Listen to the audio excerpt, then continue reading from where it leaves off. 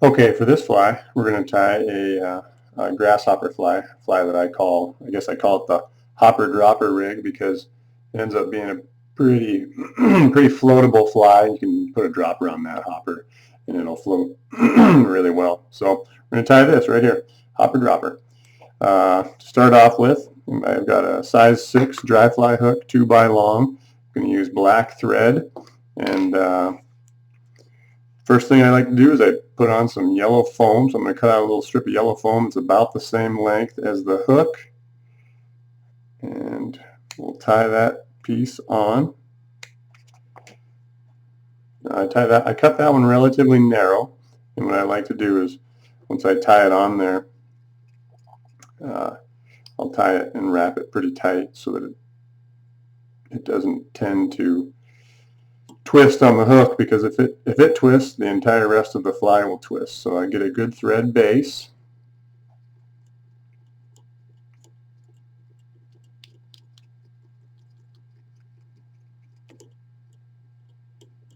And once I get my little thread base, snip that off, tie in my yellow foam. So first one is right here in the back. A couple of good tight wraps to really hold it where it's at. Sometimes I'll even break my thread doing this just because I really try to tighten her down. And then got a little. Let's see if we can get that. There. Okay, so then I'll start making my segments. I wrap over the top of the back of the body. And then once I get the thread where I want it, about 3 or 4 good tight wraps, and move forward, do it again.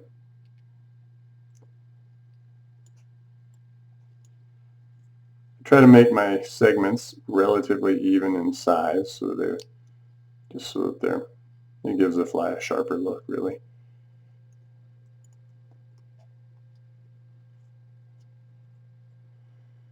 Okay, and then from there, I think we're going to go to the front of the fly. Again, notice my thread is on the back side of the fly. That's the part that you don't see, so that's where I like to make my movements up the foam. And okay, so I see I've got a little bit of black thread right there, but that's okay. That looks pretty good. Okay, so we've got that on there. Now the next step is I'm going to take some, that's yellow foam here, I'm going to take some tan foam, and I'm going to put this tan foam over the top. And this is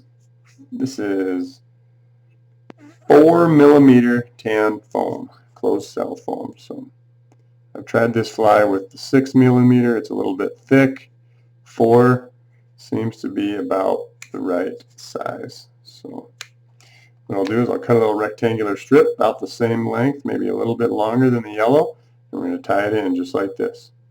So notice where my thread is back here. I'm going to tie this in. Try to get it pretty tight here, because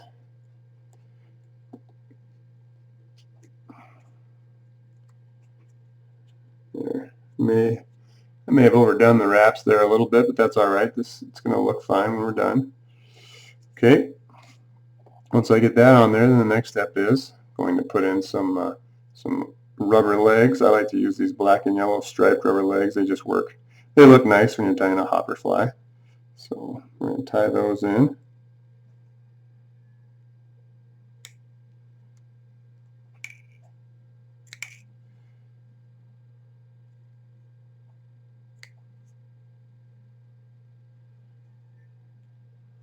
All right.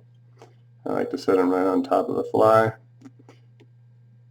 Get my first wrap relatively soft, about 3 soft wraps, and I can take those rubber legs, I can place them where I want them on the fly, and once I've got them where I want them, then I like to get a couple of tight wraps. There, and they'll hold, and they should hold in place. Okay. Next step is we're going to put in some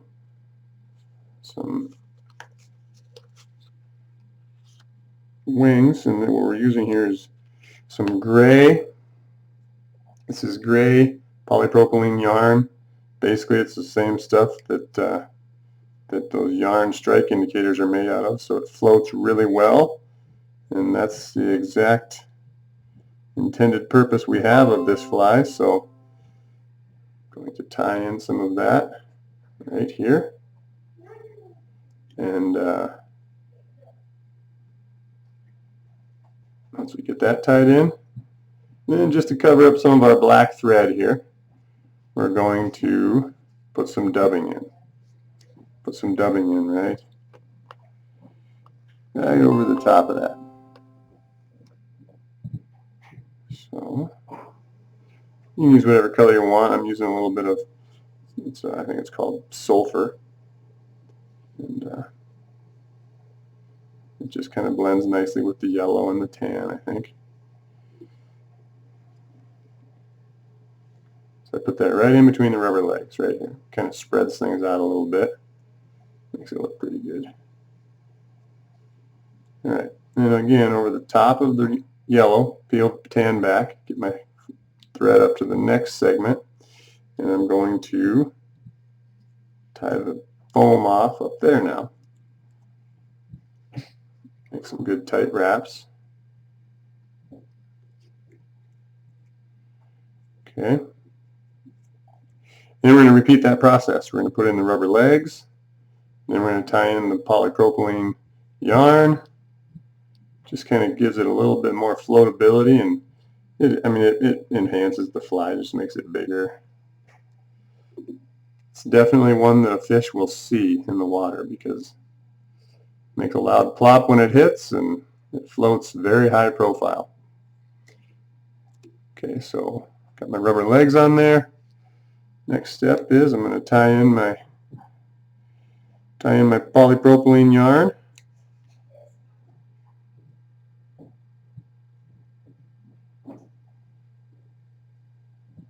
Okay.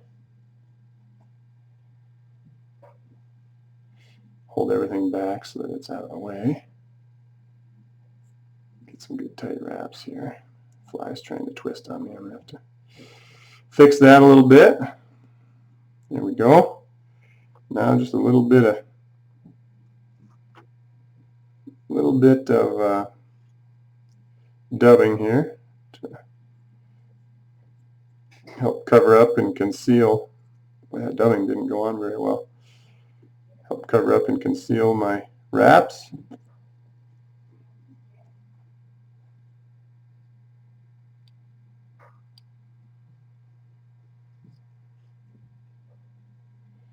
And I'm bringing my thread up to the front where the eyelet is. We'll tie it off, but before we do that, I think I'm going to fix some of my foam that's on the underbody. Okay, now it's time to whip finish.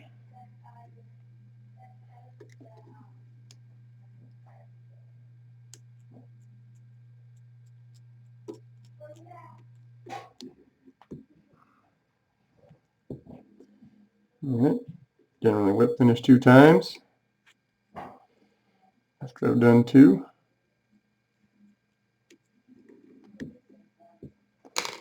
I'll snip my thread, and once I have the thread snipped and the fly is essentially done, then I'll spend a little time cleaning some things up. Sometimes that yarn needs a little help getting flared out, so I'll just take my scissors and I just kind of flare it, and then there we have it.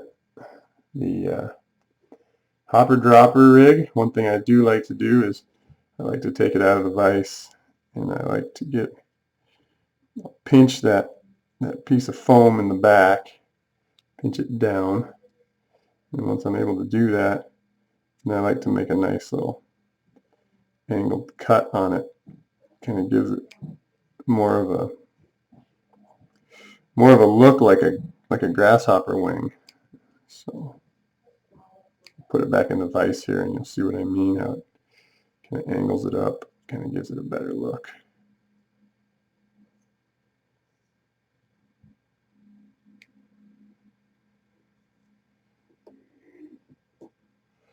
Here we go. So a little hopper dropper rig.